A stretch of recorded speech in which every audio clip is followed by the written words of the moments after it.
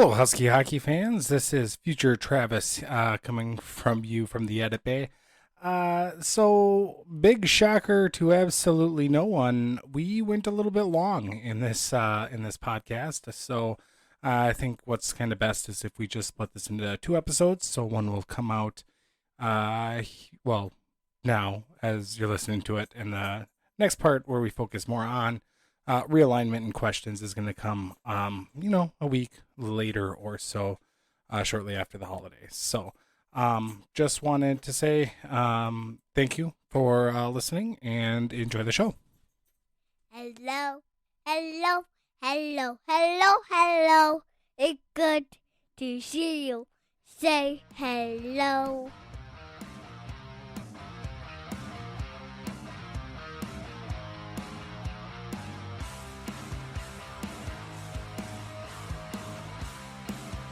And welcome to the Huskies Hockey Podcast, your number one St. Cloud State Huskies podcast. I am Andrew, sitting here with my good friend Weldie. How you doing today on this sweltering June night? Yeah, it's gross out, and it's I'm a little bit worried about my AC. A few years ago, we had a big ice shelf that melted and collapsed, fell. It sounded like a gunshot. I swear it was scary, but it fell directly on the AC unit. And ever since then, it's like the loudest AC unit on the block. I bet everybody hates me when it's these hot days. So we had somebody come out for a tune-up 2 years ago on it to check it. So we got a quote from a certain plumbing and heating that is around the neighborhood. If you catch my drift on what service we called to do an estimate, and they said it would have been $1,300 to fix it, or just let it be loud. So I'm like, you could buy a whole new air conditioning unit for, once you get up to that price. So we are just going to run it until it dies. So it'll be kind of when it does die, it'll be a gross weekend because obviously it's going to die when it's 100 out. But everybody keep your fingers crossed for me in this heat. Yes, that does not sound fun. When I had a house in St. Cloud when I was living there and did not have central air. That was a downside. I just had window units. But if you remember, we did the podcast in my basement, which was nice and naturally cool. So that was cool. Which reminds me, as Whiskey Dave also pointed out, that it has been 6 years since our infamous whiskey podcast, our whiskey cast. It would have been around this month. It was probably the June 2016 podcast. Yep, exactly. Yeah, because it was. I think I remember we were watching for the Stanley Cup. I think the Stanley Cup game was that night or something. Mm-hmm. As you can tell, struggling to remember that night. But so, in honor of Whiskey Dave here, I am sipping on a little Whiskey Dave. If you're listening here, I've got a 1792 small batch. Is what I've got in. That I'm going to be sipping on throughout the show. So here's to you. Jealous. I just got the seltzer water. You didn't say anything about whiskey. I would have come prepared too. So you got to let me know about these special occasions. But well, magic of editing, we could hit pause. Yeah. Yes. Yeah. I've got rewind and yes. Now I have a very fine bourbon in my hand. Oh, yeah, I've just got this, Macallan 15 here that I just apparated out of nowhere. Right. I do also have some seltzer because, again, it's 100 degrees out.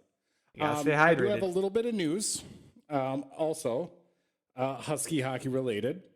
I did not get the PA job for the Husky season, and I think I got host. I don't know about you, but my dulcet tones around the concrete cathedral, I think would have been amazing. And I think they messed this one up. Let's just be honest. Did you at least get the personalized thanks for your interest, or was it just the form letter? Or no, that's actually the crazy thing is they didn't even send anything out, which is kind of I don't know, kind of a bummer.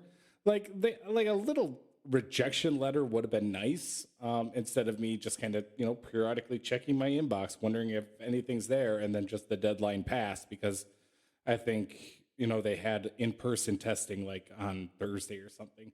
But just a thanks, but no thanks, like letter would have been nice from St. Cloud.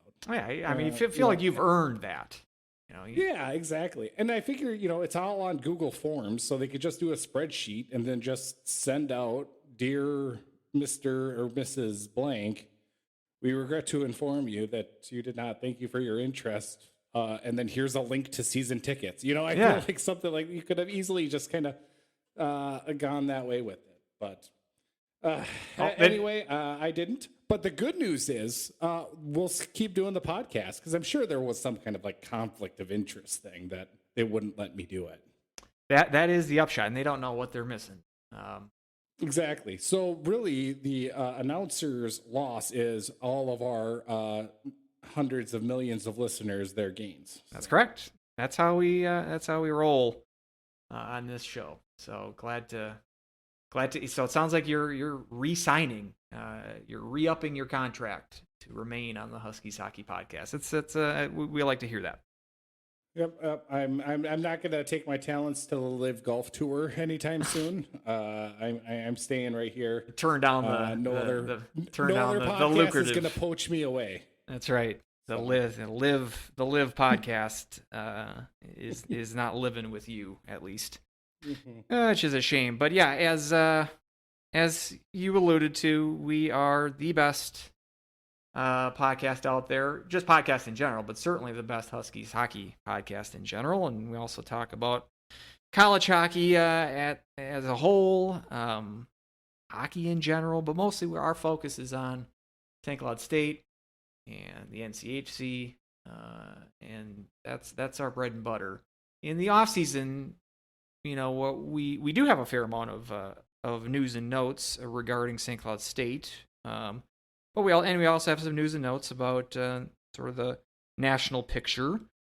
But these summer podcasts, we can kind of get big picture topics worked in as well, stuff that takes a little too long to discuss during the season when we're recapping games and commenting on the regular flow of the hockey season. So we've been teasing this realignment discussion for the last few podcasts, and we're hoping to have that today towards the end of the podcast. So stick around for that.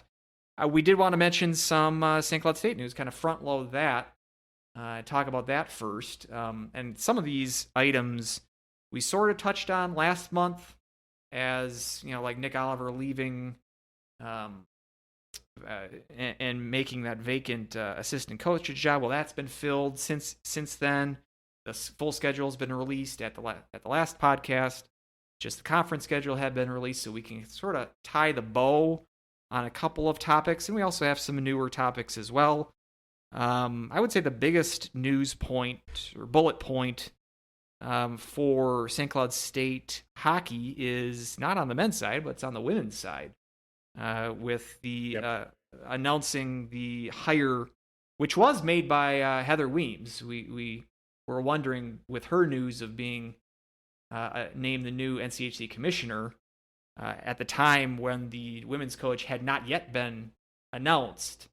She was the one to make the decision and to formally introduce Brian Adolski as the new St. Cloud State Huskies women's coach.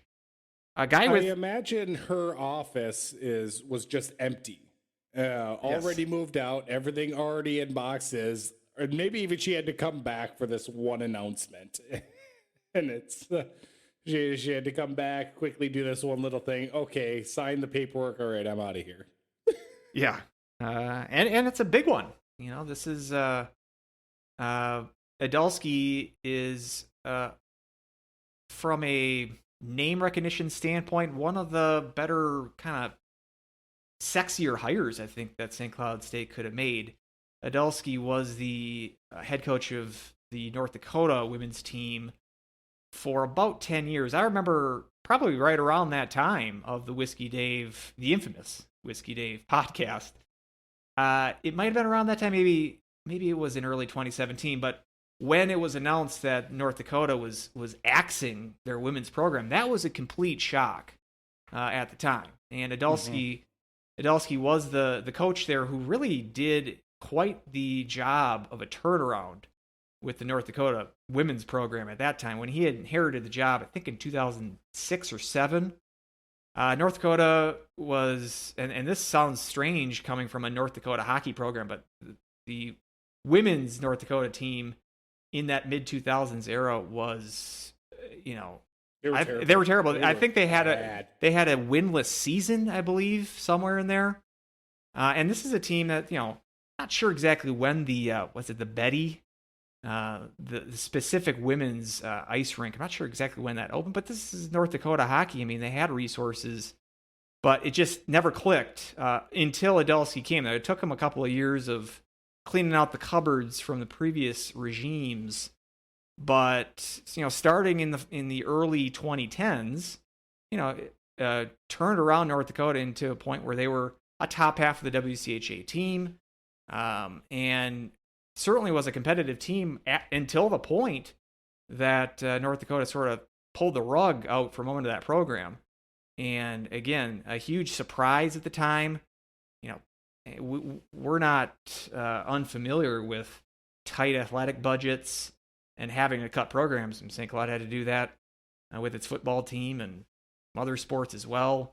But just from the North Dakota standpoint of just the rich hockey tradition, and having a program that seemingly was stabilized and on its way up, that was a big shock. And I think I'm sure Adulski had been like, well, what the hell? What better of a job can I have done? And what could we have done to earn, not getting axed as a program? And so he's been able to work. I mean, he was the coach of there was a women's league in, was it Russia?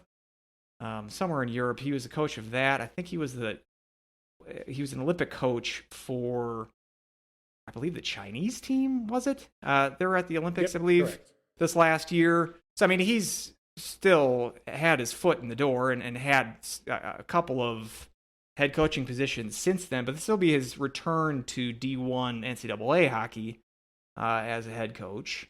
And if you were looking for a guy that is going to turn a program around, this guy has a track record of doing that at a program that we're familiar with. I would love to see the women's program make a turnaround similar to what Adulski was able to do in North Dakota. We are a St. Cloud State hockey podcast, and 95% of the time we're talking about the men's program, and a lot of that, at least speaking for me, just that the women's program hasn't been very competitive on the ice. And I would love to make more time and to be forced to talk about the women's team more often, because we're talking about a top 3 team in the WCHA, a team that can beat Minnesota and Wisconsin and can, hang in there with Duluth and make an NCAA tournament and stuff like this.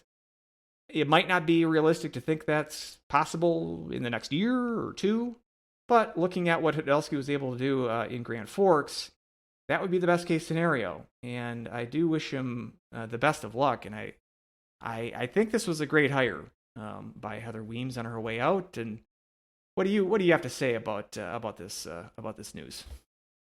Yeah, I mean, I totally agree. And I think that's what was really attractive to Heather and the coaching board hiring process, was the fact that, he was able to turn around that North Dakota team that was so abysmal. And I'm going to keep talking about how bad North Dakota was, just because it makes me smile inside a little bit. But yeah, I mean, they had, like you said, 3-4 win seasons. And then after 4 years at North Dakota, he turned it into a 20-win season. And then it was up there for, the next 5 years or so. So if he's able to do that with St. Cloud, that's, we've always been kind of the afterthought, and a lot of teams have been able to jump us. And St. Cloud had the women's team has always kind of been lackluster. I thought they were going to be on their way up when I was there in college in the mid 2000s. We had some really good players. I thought we were kind of building to that, but then we just Geeson kind of let the foot off the gas a little bit, and the program stumbled and really has not been able to recover. We've had really good players, but never really as a team been able to kind of get over that hump. And teams like Bemidji, like Minnesota State, has ended up passing us on the women's side. So we got to get back to that, and I think Brian's the kind of guy that has that experience and to go ahead and turn programs around, and that's what I'm really looking forward to. And I bet that was kind of the big difference maker between Brian and Molly Engstrom, that they liked about Brian, and that's why they chose him as the hire. So I a part of me would have loved a woman for the women's job, obviously, but I think with the pedigree Brian brings to the table, I think that would have been a tough one to pass up on. And I think it's the right hire, and I'm excited to see where this program's going to go. And I'm excited to check out some games here next year. Yeah, and it sounds like Engstrom will remain on staff as a assistant under Adulski. I did check that. I thought that UND was winless. It looks like they were winless in the conference the year before Adulski was hired. So they're 0-27-1 in the WCHA in would have been 2006, 2007. So yeah, this guy, and 2 NCAA tournament appearances back to back in 2012 and 2013. At that point, smaller field. Now that the NCAA field has been expanded for the women's side up to 11, which I don't know why they just don't make that a round number of 12. But it's the NCAA's math is how they get that number. But so there's a couple of extra. Well, they got it by percentage. There's a smaller percentage. So, and it's like, just make it easy. I don't know. It was really frustrating to see that. And I mean, that expanded field led to Duluth making the Frozen Four, and they would have been the last team in. They wouldn't have made the tournament under the previous format, because they didn't have, it would have only been 8 teams.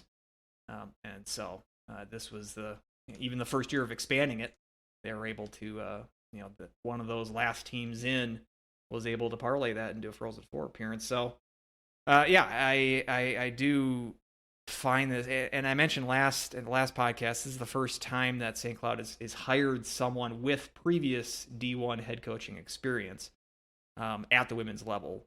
And so this is a bit of a different hire from that regard, but I'm excited for it. And I do think that, again, it might take a couple of years, but you start him getting his recruits in there and getting a good foundation. I think this is a good opportunity. I've always thought, from the women's side, it has been sort of it's the Gophers in Wisconsin and Duluth and everybody else. But this is, they're positioned in a good spot. And I think as the women's game continues the parity continues to spread, I say there's really no reason for St. Cloud not to step up and get into that conversation eventually. I hope so. And like I said, wish Adulski the best of luck. And so, that's our top story of the week. Speaking of St. Cloud State coaches, we mentioned that Nick Oliver departed the program to be the men's program. Former assistant coach Nick Oliver took the job at the Fargo Force in the USHLs, which created opening behind the bench. Do you think Oliver is going to be able to afford some AirPods that he'll be able to put on the bench instead of the wired earbuds that he always used to use? I don't know. It's Fargo is kind of the big time. And so let's hope that new deal offers him some. Maybe he's got he can get a endorsement deal from Apple to rock the newest, flashiest earpieces. That is good. And he's handing off the earpiece, so to speak, to sanitized it, of course, but to RJ Enga. I'll pat myself on the back because I kind of nailed this one in our previous you called podcast. that one. That's why you guys listen to us. It just seemed like the Occam's razor, the simplest explanation. He has assistant coach. I mean, he was already on staff to begin with. He was the video coordinator last year, and he has behind the bench assistant experience with CC. So he's been around the block, already familiar with Larson and the rest of the coaching staff, or I guess at this point Larson and Shayak. And so it was made official that he's going to take over Oliver's job or slot behind the bench as the second assistant coach. Have not heard who they're replacing as the video coach. I mean, this is kind of a musical chairs of when one position is vacant, then it's filled, and that creates another vacancy. So I'm sure we'll hear another hire sometime later in the summer to see who takes over for not Enga. me again, apparently. And you're not even getting a form letter for that either. No, exactly. Yeah, so, but not too much of a surprise there. Welcome, I guess, into the, well, I mean, he is an assistant coach as the video, well, I don't know what the title exactly is if you are an assistant coach as being the video coordinator. It might have been sort of a assistant or associate head coach, however the pecking order goes. Congratulations to Enga for the promotion. Also, full schedule. We talked about this last month. The schedule was 90% announced at the time of our last podcast. The entire conference schedule was announced, and a few of the non-conference schedule dates were announced as well. We kind of knew who the opponents were for the other 3 non-conference slots. We just didn't know when and where. That since then, that has been announced. So they will be playing St. Thomas right off the bat, just like they did last year. It'll be a Saturday, Sunday, October 1st and October 2nd. The official college hockey calendar starts on October 1st. So technically, they can't, at least for the men's side. I think the women's side starts a week earlier. But that's why that's why you can't start on September 30th, that Friday, because that's not, it's before the official start of the men's college hockey season. So that's why you do a Saturday, Sunday series right off the bat there. Yeah. And then you have, let me see if I can get these dates. Well, then you got a correct. week off. You got the, I was wondering if that was the week off then or if it was the weekend off. But yeah, so you get the week off there. So I guess the Saturday, Sunday, meaning the 1 day shorter rest when it normally is. If you were going to have a Friday, Saturday series, the week after that doesn't matter. We're going to need an extra. We're going to need an extra rest. A Motzko day. Really a Motzko big brain by Larson to push that weekend back to make sure we got that nice rest in there. And that's a travel weekend too. That's a 4-hour drive. I mean, I don't know how they're going to be able to pull that off without stop. You got to stop in the middle in Toma too. Like you got to fill up with gas probably halfway through. So it's tough. Maybe even a pit stop at the Dells. Who knows? Yeah, there we go. Toma was the because my brother went to Madison. Toma seemed to be like the halfway point between St. Cloud and Madison, right on 94 there. But that Wisconsin series will be on the 14th Was it and 15th. Right next to a cheese shop and a sex shop? Because that's that's Wisconsin. Billboards. Yeah, that's basically Wisconsin. Cheese shops and porn shops. Cheese and porn. Yeah. I guess what else do you need in life, right? That's right. So yeah, that's when we grace the great state of Wisconsin. That 14th and 15th be the first time in Wisconsin since 2013. It'll be the first time in the Kohl Center from beyond that, because it'll be the first time in the Kohl Center since you made the TV. I think since I made it on TV on the Big Ten Network. Yep. Yeah, because that 2013, that was the year that they won the WCHA at Wisconsin. But that they played that series for some reason at the Dane Coliseum. I think it was because maybe the basketball team have something in The basketball Tulsa? team, yeah, the basketball team had a game there that So yeah, pushed it out to the Dane, so it'll be about 10 years which was plus. an experience, that's for sure. Did you went to that series as well? Yep. The Dane Well, one. I went to the Saturday game. Okay. It was a long story, but yeah, we just made a trek out there just for the Saturday game. It was a fun road trip. I never went to a game there, sadly to say. And so, God, if I was still around, I would definitely go up there. Maybe I'll see what's on the schedule. It'd be a good road trip. Been to Madison several times. Like I said, my brother went there, but I never went to a hockey game. So, and like I said, St. Cloud hasn't been there for a hockey game in a decade. So that'll be interesting to reignite that rivalry if whatever remains of that are. St. Cloud coming off a butt kicking of the Badgers last year. And so see if they can do the same in front of Wisconsin's dwindling fan base this coming year.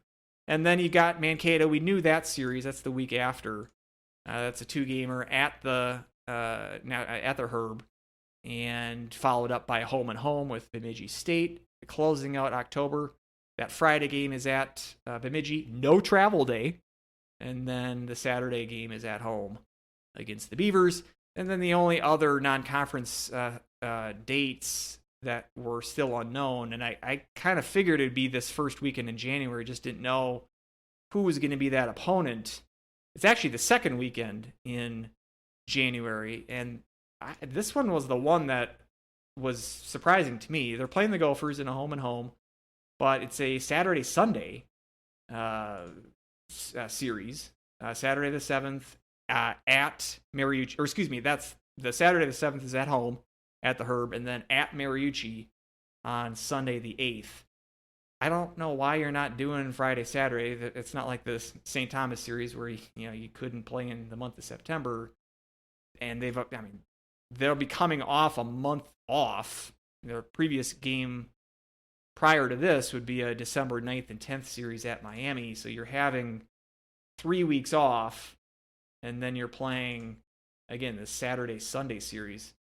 I also don't needed the rest. I honestly don't. I don't get it. I don't understand why they're doing the Saturday Sunday instead of the Friday Saturday. But that was the only other. The only thing I can think of is that maybe there's a basketball game going on as well, and parking could have been it. But true. I mean, flipping a home and home series seems really easy. I know when they do home and homes, they want to keep it this opposite of, like, if it's a home and home, one, like the first game is at Mariucci, and then the home game, and then flip it for the next year. Which is what they did here, because this past year it was at Mariucci on a Friday and then at the Herb on a Saturday.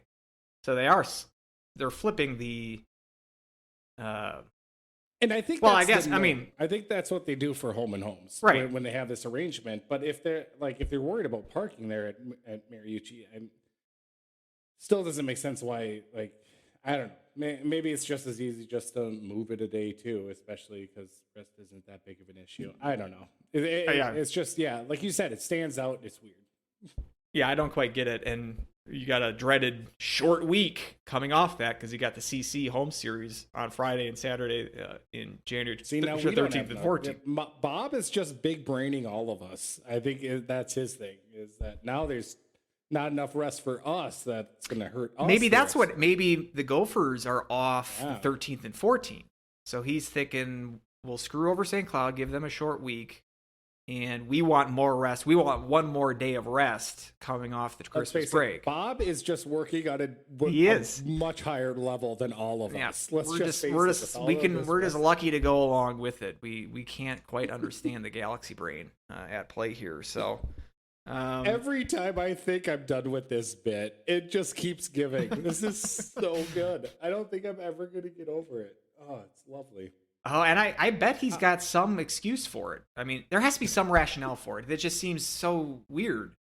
And it probably is something as simple as there is a basketball, conflict on one of those days, and that's what it is. But we can hope. We can hope for something, like, oh, we scheduled an exhibition game with the Tommies on that Friday or some crap like that.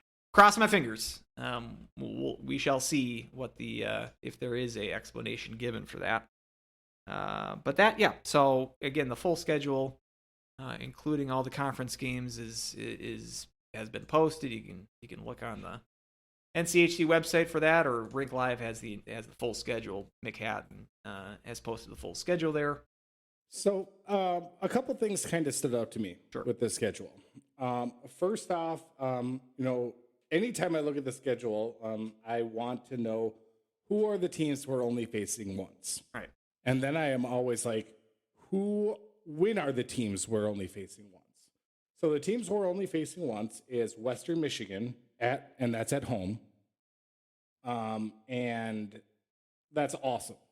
Just with our recent history, going to Lawson has been absolutely abysmal. So to have them and only play them at home, I think is a huge win. I do think Western's going to take a step back this year. I don't think too. So maybe we're talking about the 7th place team. Maybe I wouldn't go 7th. Maybe we're talking about the 6th place team. I don't know one about series 7th. Yeah, Miami and CC kind of got that on lockdown. The last 2 spots, but we could be talking about a lower half of the conference team. But still, sometimes based on the recent struggles that St. Cloud has had, it doesn't even matter how good Western's going to be. It's I think and just their style of play, St. Cloud's always kind of struggled with. So I agree that I'm okay with them just seeing Western once and only at St. Cloud, not going there. Exactly. And the other one is at Omaha. And what really stuck out to me is that our only series, the only time that we face Omaha, is the second to last series of the year. That's on the February 24th and 25th. That's sandwiched in between at North Dakota and home against Minnesota Duluth. I've actually early asterisk put my little footnote on that series, thinking that series is kind of going to be the series that's going to make or break this, where the Huskies kind of end up in the standings. Because I think that's going to be the series where we're going to have to get all 6 points if we're going to really make a push for the top of the NCHC. I think if we lose points at that time, I think we're kind of going to be screwed. But obviously, I don't know anybody else's schedules, and I don't know how everything is going to shake up. But I find that a key placement at a key time, and kind of odd that that's the only time we face them, and it's so late in the season. That kind of stuck out to me. Yeah, and I'm looking at Denver and North Dakota as being sort of the clear top tier of the conference. And it seems like I like that the schedule they spread those games against those teams out throughout the years. There's not going to be a gauntlet, so to speak. I agree that I think that North Dakota, Omaha, and Duluth to end the year is the toughest stretch. And 4 of the 6 of those games is on the road. I think that's probably the toughest stretch. But, I mean, the Denver series is the first that's the conference opener, playing at Denver. Then you got Western Michigan and then at CC. That's what's between them, and then a home series against North Dakota in the first half of the year. Second half of the year, you've got the Denver series at home in late January, followed by at Duluth. That'll be a tough 2-week stretch, but that's sandwiched by home series against CC and Miami.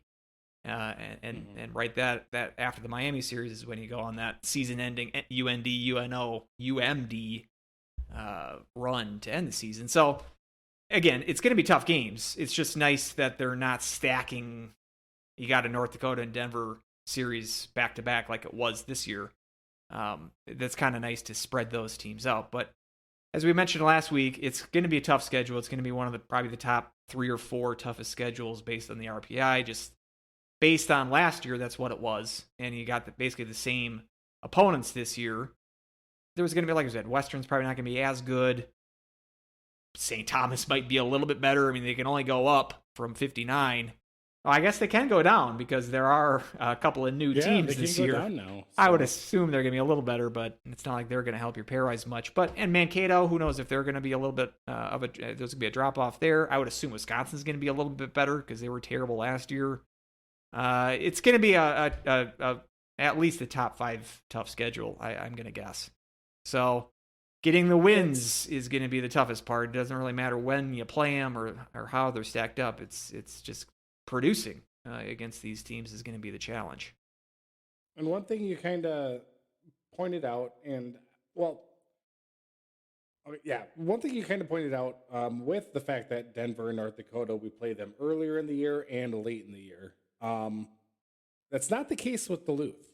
With Minnesota Duluth, we have 5 series, and to the last 5 series that we have of the year, and 2 of them are against Minnesota Duluth. The first time that we play them is January 27th and 28th, up at Amsoil, and then closing out the season the third. It seems like that's every year. All late. Every year they do that. I know a couple of times they've played Duluth in the first half of the season, but it seems like there was 3 or 4 years there when I was traveling to games that they were playing Duluth in mid-January every year. Oh, we never get to play them in October. Never. No. Not there. I know Never. they've opened the NCHC schedule with them at home. St. Cloud has. Yep. But I would have known if I would have taken a fall trip up at Duluth because that would have been great.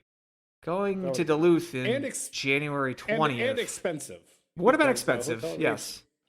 Hotel rates really jack up the prices there. I would take that. I would take paying a premium if it would avoid the lakefront effect, negative 20 degrees, because that's what it was to each year. There was one year that I don't think the temperature rose above 0 the entire weekend that I was there. It's still Duluth. I do like Duluth as a city, but it just seems like every year they get stuck with the trip up there in the dead of winter. That's you do sort of. I kind of actually like getting Denver right away.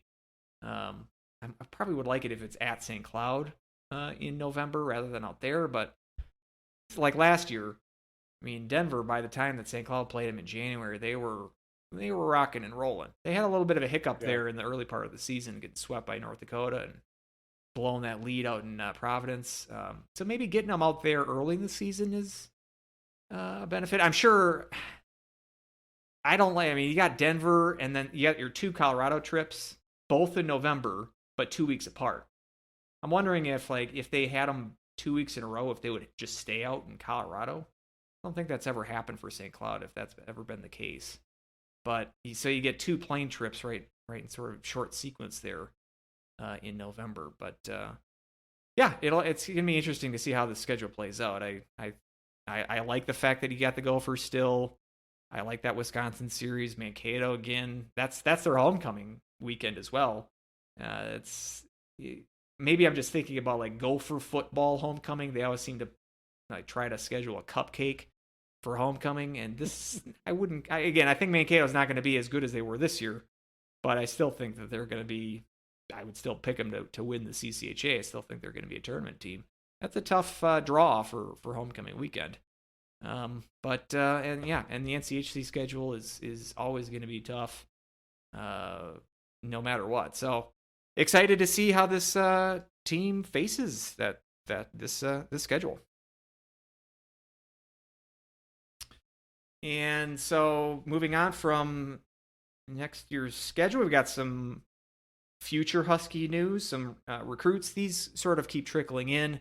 Haven't heard anything from any transfer situations.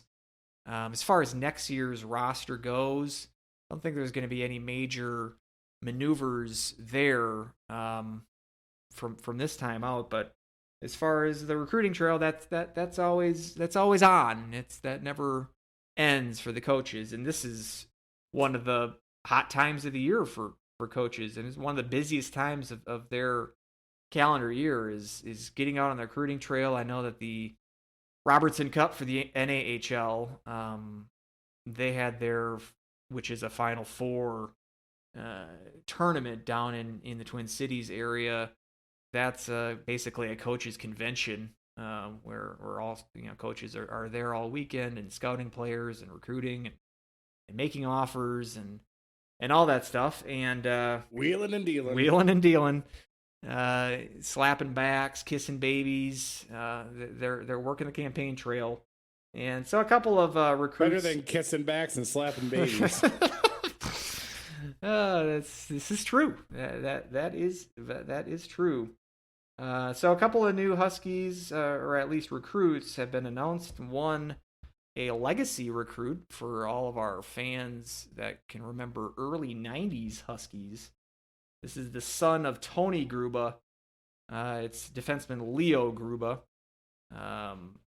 Like his dad, a Hill Murray product. And he is, like I said, a defenseman in the NAHL. And I believe he was with the Wilderness of the NAHL. There's also and Gruba, by the way, according to McHatton's, or no, he was with the Norsemen. There was another forward, Barrett Hall, who also announced that commitment. St. Cloud also announced his commitment. He was from the Minnesota Wilderness of the NHL, so 2 NAHL players. And according to McHatton's article, a write-up about Gruba,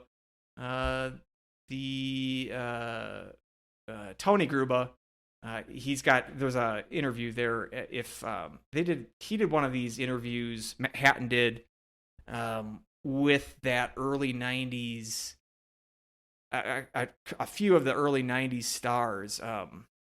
Knipshear was one of them. This was I think this was 2020. They did this roundtable sort of discussion, and Gruba was one of them there. And I remember listening to that, and it was very fun. I'm not. This is getting a field from the recruits that I just announced, but I've always kind of been fascinated with that early D1 era of St. Cloud hockey. Obviously, I wasn't around to watch the games. I mean, I was alive, but I wasn't. I wasn't a St. Cloud State fan at that time. But I've always sort of been fascinated with how the program was built, and especially those early years. And guys like Gruba and Knipshear and Satterdalen and Hedikin and those sort of names from the early days. So when Leo Gruba was when that commitment was announced, Hatton again sort of reached out to Tony, and they did another interview as well. So check that out on the Rink Live if you're interested in that, and not only listening to more about Leo Gruba, the future Husky, but also to get some good Husky history from his dad. So any comment on some of these future Huskies? Again, don't know a ton about them at this point. NAHL players, again, that league continues to improve overall. Should mention, I think the Robertson Cup ended since our last podcast, so the Norsemen did not win the Robertson Cup. I think it was the team from New Jersey that ended up winning.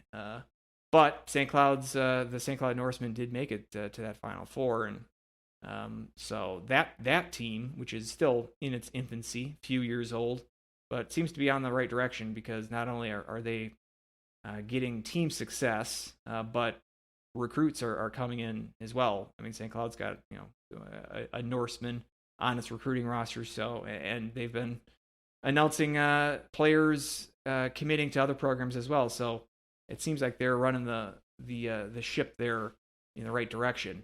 Any comment on these recruits, or just any of the other recruiting news in general? Yeah, well, I mean, obviously, first and foremost, welcome aboard. Then I'm excited to kind of follow them as they come up and kind of place them where I think they're going to be in, where they're going to place in the recruiting and in the schemes. It's, the Norsemen came from Brookings. They were the Brookings Blizzard originally.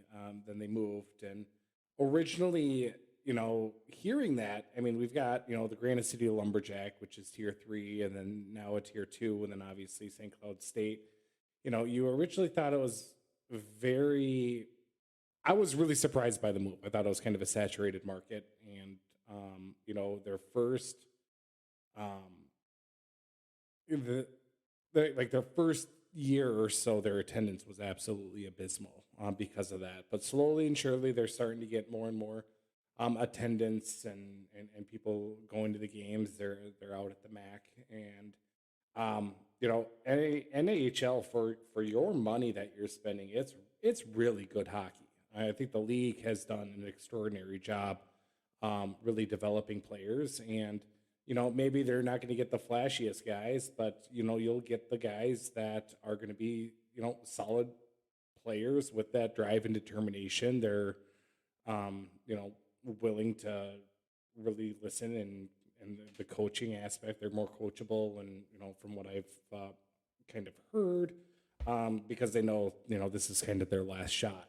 So it's always interesting because I don't know a lot about the players in specifically, and even looking at USHL too. I mean, it's you can look at stat lines all you want, and we're going to have high hopes for like Ingram or whatnot, but there are some people who didn't really produce in the USHL, and they're just studs in college hockey. I mean, you can look at Johnny Brodzinski. I think he only had 10 goals or something like that in his USHL season. And, basically, I think Moscow even said, they're not using you correctly. Just come in right now and we'll use you correctly. And then was a perennial 20-goal scorer for St. Cloud. So, all those changes, all those situations are completely, you're never going to know those intangibles, and you're just going to trust the coaching staff. And as so far, I really trust Brett Larson, and I'm excited to see where this team is going to go with the recruits that we're getting. So far, looking at on paper and whatnot, I'm impressed and I'm happy. Have you been to one of the Norseman games yourself? I have not been to the Norseman games. I've been to Brookings Blizzard games when they were there because my dad plays, or my dad plays. Jeez, my dad. Dad plays for you. Yeah. Your dad's an up and coming college hockey player. Right, exactly. So happy Father's Day to my dad as well. Yeah. But he had season tickets, and so every once in a while, like if we go down for like Christmas or we'd celebrate Christmas, around the holiday or whatnot, but we try to match up with Brookings Blizzard games. But I was always impressed with the level of hockey. Again, for the price of the admission, $10 or something like that, and it's good hockey.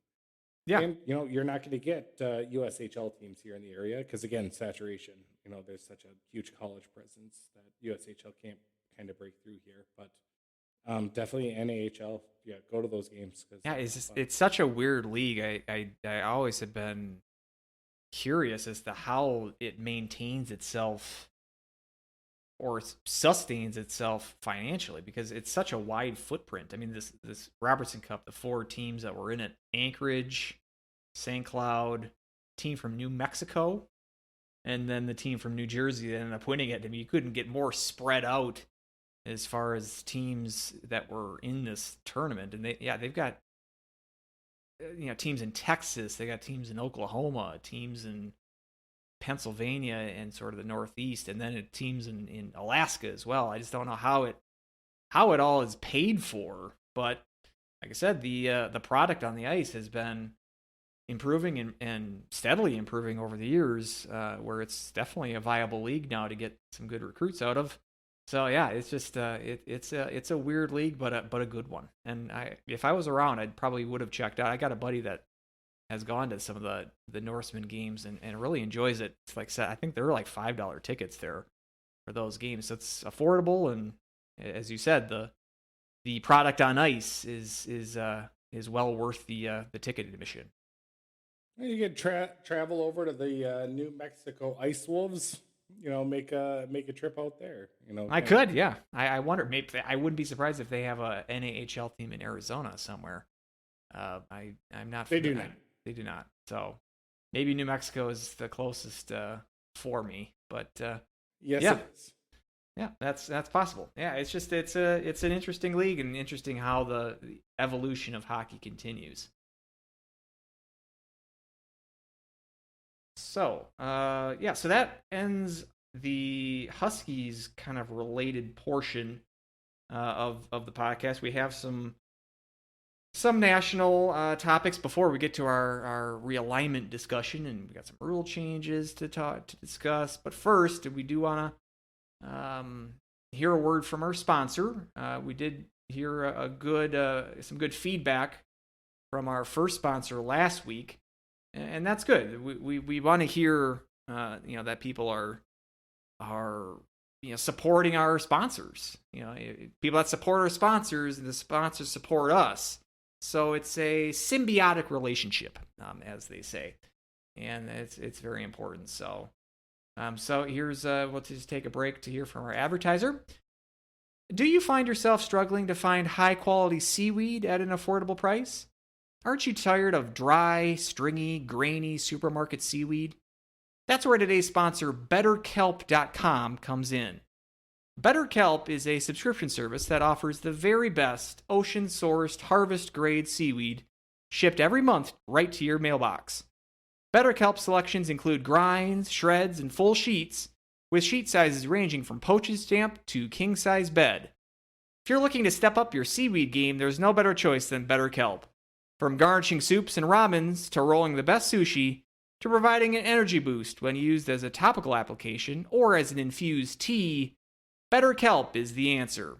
Renowned sushi chef Jiro Ono, star of the hit Netflix documentary Jiro Dreams of Sushi, says, "There is no better kelp out there than BetterKelp.com. As a bonus, every subscriber to BetterKelp receives a free box of chopsticks with every month's order. And for all your kelp needs, subscribers have access to our Kelper Helper hotline, answered 24/7 by one of our kelp experts. Now, listeners to the Huskies Hockey Podcast can get $50 off their first order when going to better-kelp.com, entering the promo code Husky. That's better-kelp.com, and enter the promo code Husky. Better Kelp, because everyone deserves better kelp. Okay, so now transitioning to the national college hockey landscape. Just a couple of bullet points here. The GLI, Great Lakes Invitational, holiday tournament that goes back 50, 60 years, Michigan-based tournament. It used to be Detroit-based. It was at the Joe Louis Arena for many years, and a couple years at the new Red Wings arena. Last year, kind of famously, it was held on campus sites with at Yost and Munn arenas, with Michigan and Michigan State hosting Michigan Tech, and who was the other team? I can't remember who. Western Michigan, of course. Which was it became. How could you forget the Western Michigan I know. angle? I guess I'm like Mel Pearson. I just forgot about Western. But Forgot about signing contracts too. Yeah. So that was the whole foofara of the tournament last year, was the announcement, only a week or so before the game was supposed to be played. I mean, it wasn't even a tournament format. There was no the two teams that win that will then play the next day, because they were all sort of set dates and set locations for these games. So Michigan had its games against Michigan Tech and Western Michigan. They ended up canceling the Western Michigan game ahead of time because they had a bunch of guys at the World Juniors, and they didn't think that they'd be able to field a team. This caused quite the stir in the college hockey community. Well, it was announced this year that the GLI is going back to the tournament format. It's not going to be in Detroit. It's going to be in Grand Rapids at Van Andel Arena, which has hosted some regionals in the past. I think their AHL team is there. The WCHA tournament was there for a few times, the new WCHA tournament, or new WCHA before that was killed. So it is going to be a neutral site tournament format again, with Michigan Tech obviously there. They are the host of this tournament and have been going back since it started. Western Michigan's going to be there. Michigan State's going to be there. Michigan, though, not going to be there. Doing the old upper Midwest passive aggression. We'll call you, don't call us. They're swapping Michigan out for Bowling Green. And so this will be the first time, again, like I said, Michigan Tech has been the host of this tournament, but Michigan has been, I think, a part of all but 3 or 4 of the GLIs going back to the 60s. So this is going to be a rarity, having a GLI with no Michigan involvement. And again, we still haven't heard anything from the Mel Pearson front as far as no contract renewal. We don't even know what his status as Michigan coach is. But we know one thing: he will not be able to back out of the GLI next year. What's your take on that? Well, again, very big brain. You can't back out if you're never invited in the first place. So I think that's kind of the aspect that they're going there. Yeah, it's getting the boot every year since 1973 that they've had the tournament, and that the Wolverines have been in it, and now just parting ways with. So it's, Michigan still has that huge cloud with Mel Pearson, whether he is the coach or he's not the coach. That's got to be kind of a big question for a lot of the, a lot of the supporters and the players as well. So, yeah, I mean, it's great that it's going back to a regular tournament format. I like these holiday tournaments or these kind of mid-season tournaments. I think they're kind of a fun little divergent, from the season. Obviously, it's still, a lot goes on to every game and a lot's at stake, but it's still kind of fun to have something on the line when it comes to that. And, it's always fun when St. Cloud's part of them. They've down to the Everblades every once in a while. We got invited down in Florida for that tournament. And so it's, kind of fun to also see, Michigan not being there, and therefore, some of the smaller schools get, usually they kind of rotate those smaller schools in and whatnot, and actually give them a little bit more of a stage. I think is pretty awesome. And from everything I remember, at least from Van Andel Arena, it's a good size, it's a good location, and a good arena for hockey. So it'll be interesting to see what kind of transpires from this, and if that's going to be the new norm, or if this is just kind of a one-season punishment for backing out hiatus for Michigan, like a suspension or whatnot. So, yeah, that's just kind of my take on it. Yeah, and Michigan's rationale was, and I wonder how this plays into holiday tournaments in general, but their rationale was, we got a bunch of guys at the World Juniors. I think that's the one kind of downside of having tournaments during that time. We should mention too the World Juniors, which was, like I said, the reason that they backed out, because 5 of their guys are going to be playing and not going to be playing with Michigan during that time period. That ended up getting canceled itself because of COVID. And they're going to be replaying that in August or September, one of the two. It's going to be before the season. That's going to be the makeup for the 2022 World Juniors. They're still going to be playing a 2023 Juniors at that same time. I've always thought it would be a decent idea to just move that World Juniors to something that's not like right before the season. I think would be kind of a fun time to do that, like in September, right before the regular season for college hockey starts. Maybe not. I mean, maybe some people say we want it to be in the middle of the hockey season, the tradition of it being in sort of straddling the end of December and the beginning of January. I mean, it's the tradition that's hard to break. But I just don't like that teams I mean, St. Cloud, Brett Larson was gone for this period last year because he was on the staff. And then we also had the Olympics last year as well. Was Larson gone this year or was it the year before? I know he's been the assistant for one of the staffs at the World Juniors in recent years. I thought he was gone this year. Maybe I'm getting my years. I think it was the year. Yeah, I think it was the year before. I think you're right. Yeah, because was it? I know Hastings was the coach a couple of years ago. Maybe it was under Hastings. Anyway, he's been gone. I mean, St. Cloud has had players gone. For that, it was Pert last year was gone. He didn't end up missing. He missed one of the Bemidji, or maybe both of the Bemidji games. He was supposed to miss more, but because the tournament was canceled, he was able to play probably one weekend that they were not planning on him being available. But it is sort of an inconvenience for these teams to miss players. It's a good problem to have because it means that you've got recruits that are playing, that are getting, making the U20 team. I mean, that's a good feather to have in your cap. But it also is, I mean, you're losing some impact players for a couple of weeks during the season. I don't think that's necessarily ideal.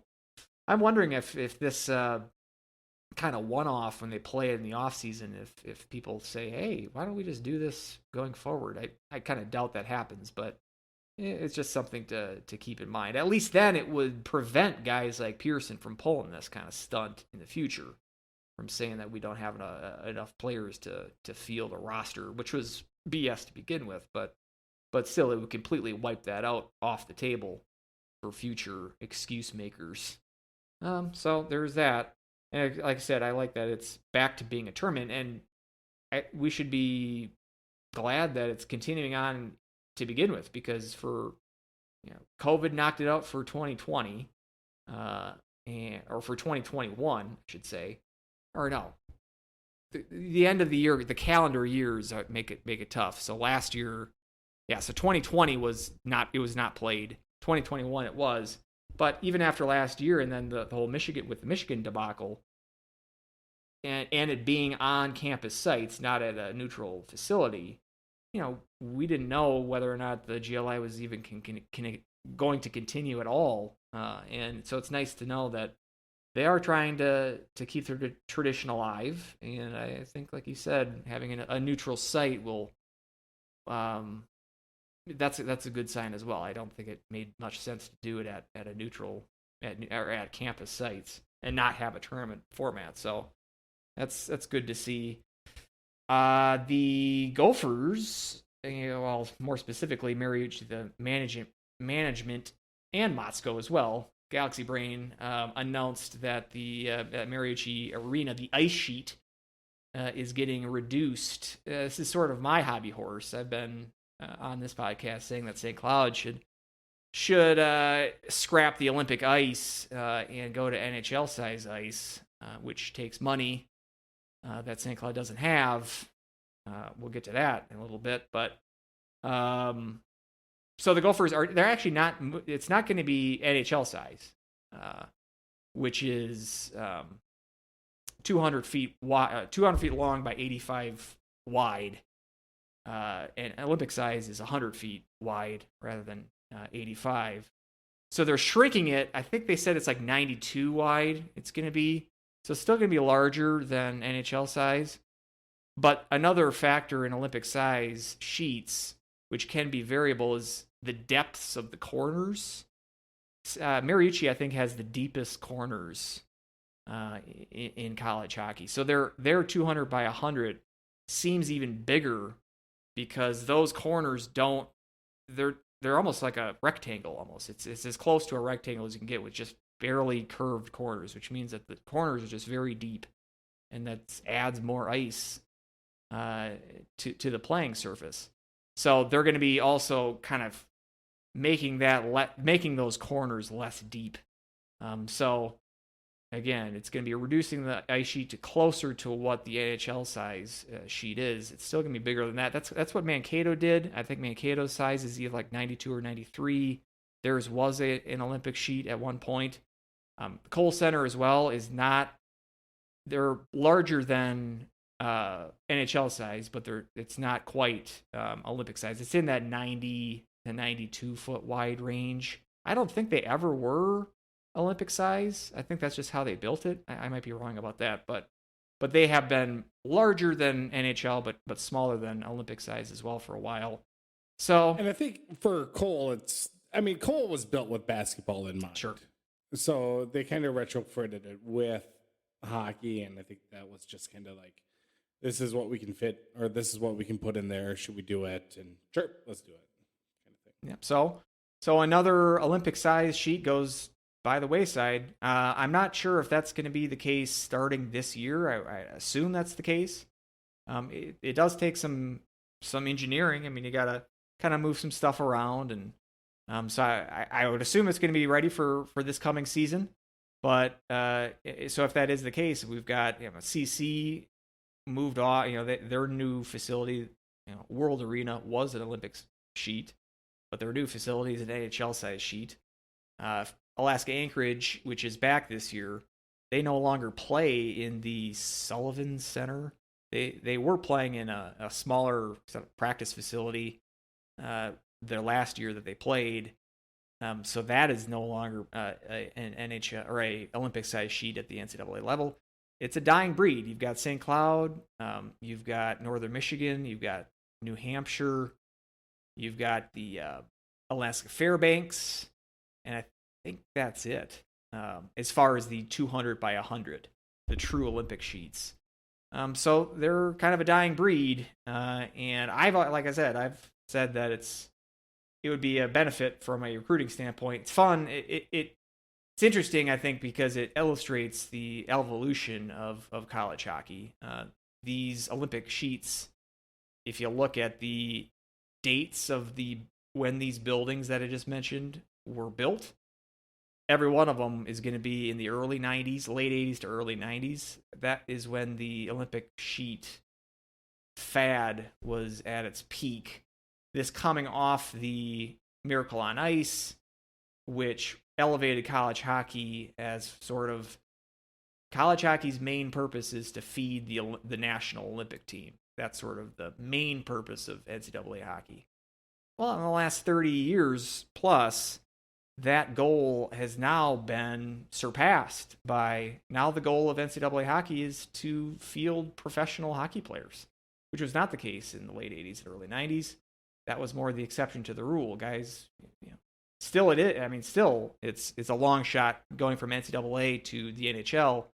I mean, the major juniors are still the major feeder leagues to the NHL, but the percentage of NHL players coming from college has greatly increased over the last few generations. And so the goal of NCAA hockey is being the Olympic feeder. I mean, there was a couple of decades that the NHL was the feeder team for the Olympics. I mean, again, prior to the mid-90s, Olympic teams were NCAA players comprised those teams, but that was a goal that was taken over by the NHL, and in the last few years, we've had these hybrid teams of AHL players with some NCAA players as well, but I don't think that's a long-term plan for the Olympic teams. And so, yeah, these Olympic sheets, I think, are kind of a passé idea in college hockey. And so I think that that colleges should reflect what the game is going towards today. And obviously it's tough. It takes time and money, and St. Cloud, as we know, is not cash rich as a program, although they did announce a sizable $1.5 million gift from an alum for some upgrades to the Herb. This isn't going towards any ice sheet changing projects, but I know Weldie is more than willing to talk about the acoustics of the Herb and how that could get an improvement. And it sounds like these funds are being specifically earmarked to improve that sound system. And I think the scoreboards as well, if I'm not mistaken. good to see this. I mean, it's something where you just hope to have a certain amount of sugar daddies as alumni to have these gifts. It's not something that's really you can really bank on this kind of stuff. Oh yeah, we can just have someone just give us $2 million. Not a luxury that every college can afford to have those kind of people ready and willing to open up their checkbook and not want anything in return. But that's a start. Who knows if we've got phase 3 of the or phase 2 or whatever phase they're on of the Herb renovation, which is stuck in neutral, I think for a while. Hey, we'll take the $1.5 million to improve the sound. We got to start somewhere. It's the incremental approach. We'll take it. And so if I know that I'm more sort of, I'm not exactly rabid about getting standard ice versus Olympic ice, but you feel, I know you don't really see it as that big of an issue. And yeah, I don't. It's not the major. It's not the number one issue, I think, but I would like to see it happen someday, and maybe we just need to convince this donor, hey, maybe throw some more money at the Herb. You cheapskate. Come on, open up the purse strings. Yeah, I mean the acoustic system is terrible. It is so hard to hear anything. And everything just bounces off, and just the sound system. I remember sitting there at graduation, it was just muffled. You couldn't hear anything. And you can't go a season without somebody skating out to the wrong name, because obviously they can't hear, because it just sounds like you're talking through a pinched straw. It's so needed, and I'm so happy about that. And also, yeah, the scoreboards. I mean, they're going to get a huge upgrade, and from the Photoshop, the terrible Photoshop image of the video boards and whatnot. But that's going to be nice as well. You're going to have an overhead look with the screen as well. So it's going to be hanging over the ice sheet as well from the viewing aspect. So that's going to be improved as well. So yeah, I mean, anytime that you can put more upgrades into the facility, I'm a huge fan of. Like you said about the size, and I don't know all the ins and outs. With shrinking the ring size or whatnot, but probably nothing until the refrigeration system has to get updated, and maybe if they do a mass update, they can look at shrinking it, and it's just when you look at it from 92 and a half, you're only shrinking it by 4 feet on each side about, so it's just a little bit of a little bit of breathing room, and it's not like it's going to make that weird of a fan experience for those people in the lower rows and whatnot. So it's that's awesome that 3M at Mariucci is able to have the donors and the money to be able to do that. Again, like you said, we don't have that luxury. I'm not donating $1 million, $2 million, $5 million plus to get that done. So I did not strike it big on my crypto, so sorry about that. But yeah, maybe it's in the future. If it's in the future, I wouldn't expect it for another 10 plus years. Yeah. So it's just this is what we got. I don't think it's that big of an advantage anyway. And it's just kind of a scapegoat for anything else, in my opinion. So, but I'm excited to see the improvements. Maybe.